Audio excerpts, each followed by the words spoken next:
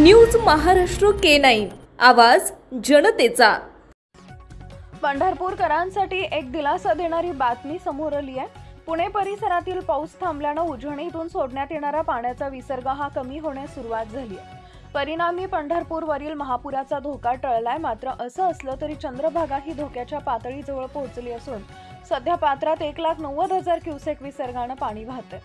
दरम्यान पुणे परिसरातील पाऊस कमी झाल्याने उजनी धरणातून सोडण्यात येणारा विसर्ग कमी होण्यास सुरुवात झाली आहे।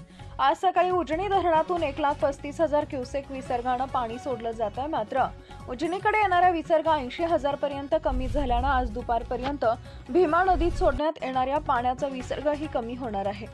मात्र चंद्रभागा आपल्या रौद्र रूपात वाहत असताना भाविक अत्यंत धोकादायक पद्धतीने स्नान करतानाचे धक्कादायक चित्र घाटांवर दिसत आहे।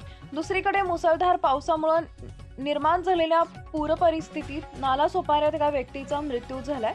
नालासोपारा पश्चिमेतील डीमार्ट जवळील नाल्यात वाहून गेलेल्या मृतदेहाची ओळख पटली असून मृताचे नाव रमेश जयनारायण तिवारी वय वर्ष 55 असं आहे।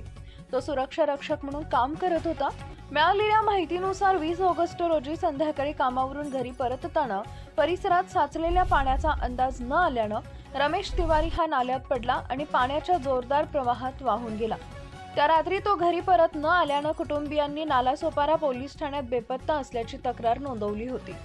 दरम्यान काल गुरुवारी नालासोपारा पश्चिम हनुमान नगर भागातील डीमार्ट जवळील नाल्यात एक मृतदेह आढळून आला होता। पोलिसांनी घटनास्थळी धाव घेत मृतदेह बाहेर काढला असता तो रमेश तिवारी यांचा असल्याचं स्पष्ट झाले। प्राथमिक तपासात ते पुराच्या पाण्यात वाहून गेल्याचं समोर आलंय।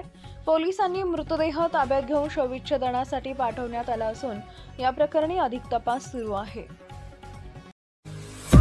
महाराष्ट्रातील महत्त्वाच्या आणि ताज्या बातम्या पाहण्यासाठी आमच्या न्यूज महाराष्ट्र K9 चॅनलला YouTube वर सबस्क्राइब करा आणि बेल आयकॉन प्रेस करा।